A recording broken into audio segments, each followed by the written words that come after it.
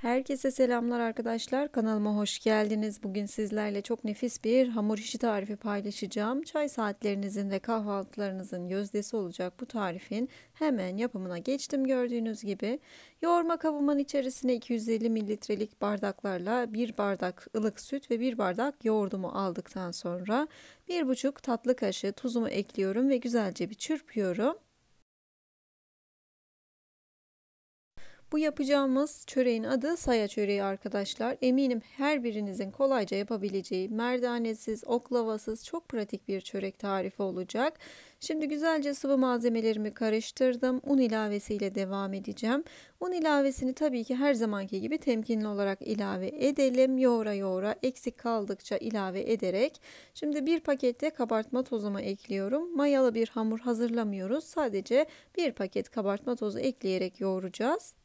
Hamur mayalama derdi olmadan pratik bir şekilde hazırlayabileceğiz bu çöreği arkadaşlar. Gördüğünüz gibi yoğurma işlemiyle devam ediyorum. Bu şekilde birazcık karıştırıyorum. Daha sonrasında un ilavesiyle devam edeceğim. Benim kullanmış olduğum malzeme listesine göre 7 su bardağı dolusu un aldı hamurum arkadaşlar. Yine sizler temkinli kullanın. Unun markasından ve kalitesinden dahi değişiklik gösterebilir çünkü. Sizleri ben çok fazla sıkmamak için hamurumun yoğrulmuş aşamasıyla devam ediyorum. Gördüğünüz gibi şöyle yumuşak ama ele yapışmayan kıvamda bir hamur elde ettik. Şimdi üzerini bir streç filmle kaplayarak yaklaşık bir yarım saat kadar dinlenmeye bırakalım. İlk yarım saatin sonrasında hamurumuzu tezgahımızın üzerine alalım ve bezelere ayıralım.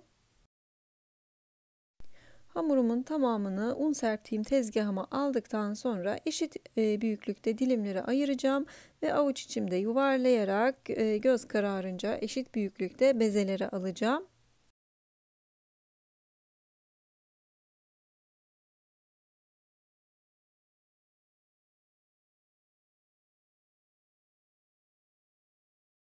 Gördüğünüz gibi bir kesecek yardımıyla bıçak veya hamur kesiciği yardımıyla dilimleri ayırıyorum hamurumu. Daha sonrasında yuvarlayarak yine un serptiğim tepsimin içerisine alacağım.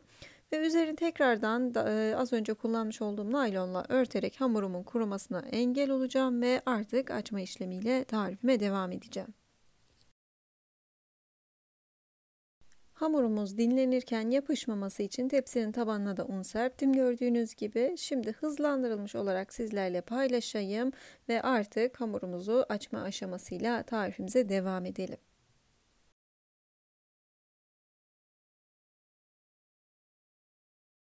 Eğer vaktiniz olursa mutlaka bezeleri aldıktan sonra da bir 15-20 dakika kadar oda ısısında dinlendirmenizi tavsiye ederim hamuru. Çok daha rahat bir şekilde açılacaktır eğer dinlenirse. Şimdi ben hemen açma işlemiyle devam ediyorum tarifime.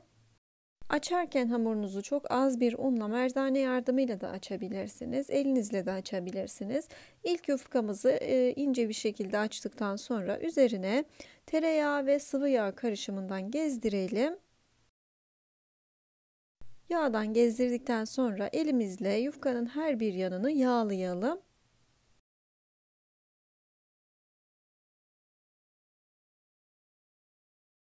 Her tarafını yağladıktan sonra önce karşılıklı iki kenarı orta kısımda buluşturalım. Daha sonrasında diğer kısımları da orta kısma katlayarak kare bir şekil elde edelim. Katlarken bu şekilde ara kısımlarına da mutlaka yağ sürelim arkadaşlarım.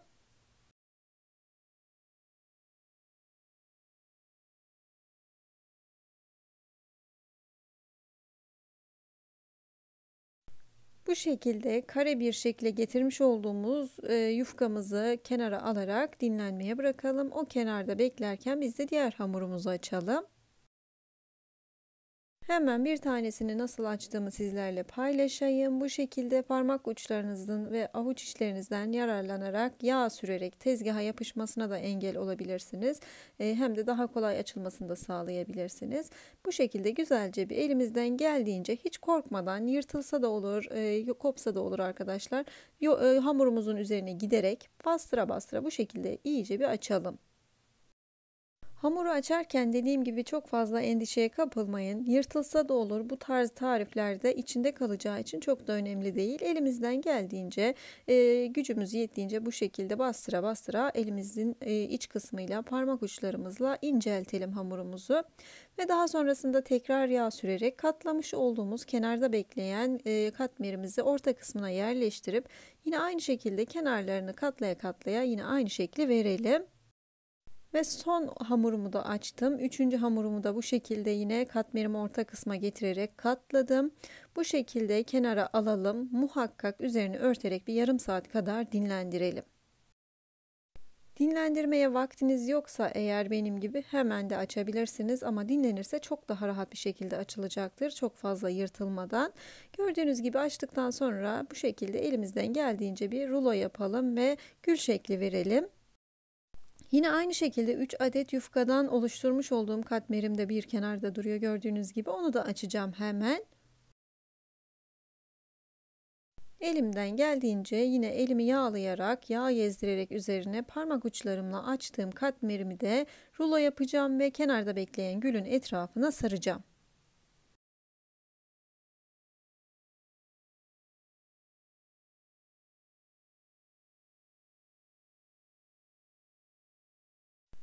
Çok fazla bekletmeyeyim, sizi göstereyim hemen. Bu şekilde rulo yaptım. Diğer gülümün etrafına sardıktan sonra üzerini streç filmle kapatarak buzdolabına kaldıracağım ve yarım saat kadar dinlenmeye bırakacağım tekrardan.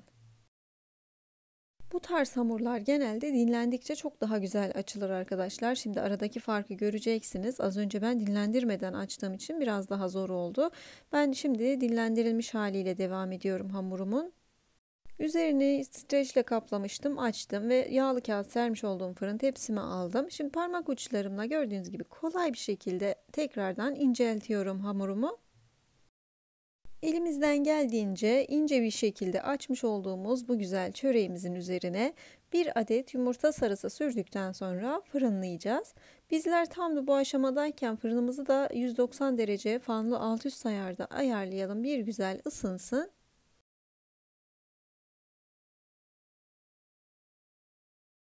Yumurta sarısının üzerine arzu ederseniz çörek otu veya susam da serpebilirsiniz. Ben klasik saya çöreğinde bunlar olmadığı için ben bu şekilde sadece yumurta sarısı sürerek fırınladım.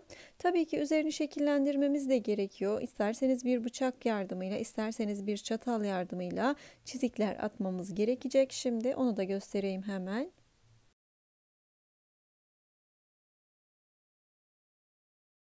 Ben üzerini şekillendirmek için çataldan faydalandım. Bu şekilde bastırarak üzerini güzelce süsleyelim. Daha sonrasında fırına göndererek nar gibi kızarıncaya kadar pişirelim. Sizleri çok daha fazla bekletmeden ve sözü uzatmadan hemen saya çöreğimin pişmiş aşamasıyla devam ediyorum tarifime. Nar gibi kızarmış olan saya çöreğim sıcak sıcak servise hazır. Tabii ki iç dokusunu da sizlerle paylaşmak için sabırsızlanıyorum. Aklınızda herhangi bir şüphe kalmaması için iç dokusunu da sizlerle paylaşayım hemen.